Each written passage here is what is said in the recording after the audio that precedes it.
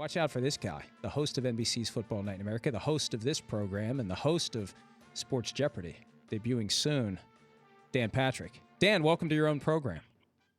Hi, bud. How are you? Good, buddy. Thanks for letting me sit in. Well, I knew when I'm out, Paulie always plays this, who's better, Russell Wilson or Andrew Luck? And I'll be damned if I tune in and that's the first thing I hear is, who's better, Russell Wilson or Andrew Luck? Paulie, stop it. Sorry. Okay. How's it going out there? It's good. It's good. It's Alex Trebek makes it look. It's like Peyton Manning running an offense. It is how I would liken this. That now I see what Alex does on a daily basis to make it look very easy, and it's like landing planes at LAX. It's a lot tougher. It's one of the biggest challenges. It's tougher than doing the Olympics. How's that? Well, if it's tougher than sitting in this chair, it's tough, because what you were describing for what you're doing on Sports Jeopardy is exactly what I feel like sitting in for you. So it must be difficult. How many shows per day are you doing? Well, I'm doing 5 today, and then I got 5 Saturday, 5 Sunday, and then head back to do my day job. Which one of the Danettes would do the best on the program based on what you've seen so far? Oh, boy. Paulie knows a lot of trivia that really doesn't come into play on a normal basis. Probably, I'm going to say McLovin would. But Paulie he would always have this sneak. He would get the final Sports Jeopardy. Paulie would always go, I think it's, and then he would be correct. Where McLovin would build up a big lead and then blow it in the very end. What's the toughest category that you've seen so far in any of the programs that have been shot? There's so many of them, Mike, that you can, and I know trivia. I'm pretty good at it, but I'm probably getting 80% of these. There are times that you go, I had no idea. And we hired Howie Schwab from Stump the Schwab, and even Howie goes, I had no clue. And Howie's the most knowledgeable sports guy I've ever been around. So when Howie says that, I know it's a pretty tough category. Give me your reaction when a guy whiffs on like a really easy one. Well, I have. There was a question where the answer was Jose Canseco, and I thought it was relatively easy. I made all 3 guys bow their head in shame because they did not know Jose Canseco. You've had guys who missed on ones that you think are obvious, and then they'll get the ones that aren't obvious. It's just sort of like you go into a test. You think you know all the answers, you don't. Or, in my case, didn't know all the answers, and then you end up getting a couple of them right. Do you have the authority to eject someone? Like, say, if it were McLovin here, you can say, just go leave. No. I don't have that authority vested in me yet. But in fact, I don't even think Alex has that. I've seen Alex Trebek a couple times. He stopped by.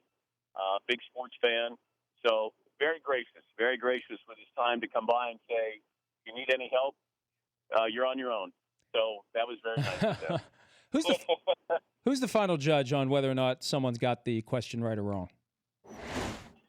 We have a whole bank of judges, producers out there, and they're really tough. Like you have to be right on, because it's the same people who come up with the clues for Jeopardy. That's the beauty of this is you got an unbelievable group that they come up with all the clues, and they're fun clues, and it makes for a great time. Great time. Good atmosphere there. Give me one athlete you'd want to have on the program. Well, Dave Winfield stopped by the other day. And I went, okay, hey, Dave. Reggie Miller's dying to get on, and as competitive as Reg is, I'd love to have Reg stop by. Jim Parsons from the Big Bang Theory. Jim said, he doesn't know sports that well, but hey, you know what? He's always there for me. And Josh Duhamel, a big Viking fan. So there's a lot of people now. Once it starts to air September 24th, then people understand what it is, where it is. It'll be on Crackle, where Jerry Seinfeld's Comedians in Cars with Coffee is on. It's great. It's digital streaming is what it is. It's sort of the next wave of things for millennials and how we consume content. So a lot of fun, great challenge, and celebrity sighting, as Paulie always wants to know. Paul Giamatti coming out, G. Gordon Levitt, and Beyonce, And let me see. I think that. Let's see. Who did I see? Miami Heat coach Eric Spoelstra. Saw him at Starbucks yesterday. Dan, So, where'd you see Starstruck at the Beyonce? fair.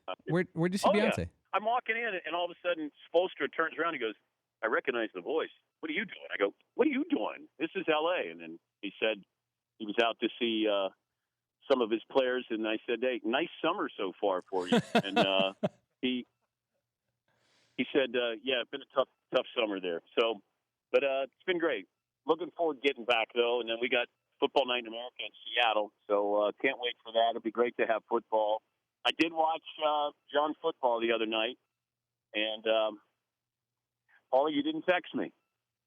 I knew you were watching.